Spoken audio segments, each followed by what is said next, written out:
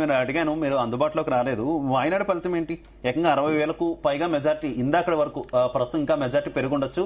ప్రియాంక గాంధీ వాదన కంటిన్యూ అవుతున్నటువంటి పరిస్థితి ఏంటి? వాయనాడులో గట్టి పోటీ ఎందుకు బీజేపీ ఇవ్వలేకపోయింది?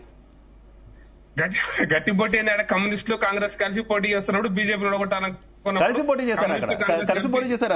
సెకండ్ ప్లేస్ లో కమ్యూనిస్టులు ఉన్నటువంటి పరిస్థితి. నేనేమంటానంటే మానసికంగా కమ్యూనిస్ట్ పార్టీ ఓట్లన్నీ కూడా కాంగ్రెస్ పార్టీకే పోతాయి. కమ్యూనిస్ట్ పార్టీ ప్రభావితం చేయగలిగే ఓట్లు అంటే ప్రజలందరూ కమ్యూనిస్ట్ పార్టీ కాదు కానీ ప్రభావితం చేయగలిగే ఓట్లు కాంగ్రెస్ కి వేపిస్తారు. వాళ్ళు ఎన్ని వేపిస్తారు. సహజంగా వాయనాడు ఒక వర్గం మెజారిటీ అంటే ఎక్కువ ఓట్లు ఉన్నటువంటి నియోజకవర్గం. వాళ్ళ సెలక్షన్ కూడా అట్లే ఉంటది కదా. వాళ్ళ సెలక్షన్ కూడా ఏంటంటే మాకు పూర్తిగా మాకు ఒక వర్గం మాకు 100% సపోర్ట్ ఉన్నటువంటి ఆ వర్గం ఎక్కువ ఉన్నటువంటి సీట్లు 2 సీట్లు కూడా పోటీ చేస్తారు కదా. వాళ్ళు వేరే అంతకంటే బెటర్ సీట్ వాళ్ళకి దొరకదు కదా. ఇంకా అందుకోసమనే ఇప్పుడు కాంగ్రెస్ పార్టీ సెక్యులర్ పార్టీ అవునా కాదా అంటే ఇంకా వాళ్ళు ఇప్పుడు వాళ్ళ పడుతున్న ఓట్లు వాళ్ళు జరుగుతున్నటువంటి పరిణామాలు ఈవెన్ మహారాష్ట్రలో కూడా జరుగుతుంది అదే.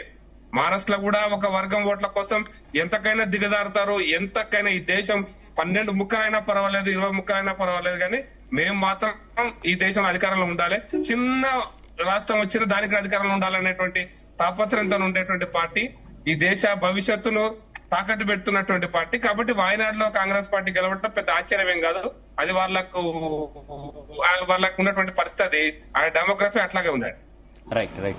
వెంకటేశ్వర్లు గారు, జార్ఖండ్ గురించి మనం మాట్లాడుకుంటే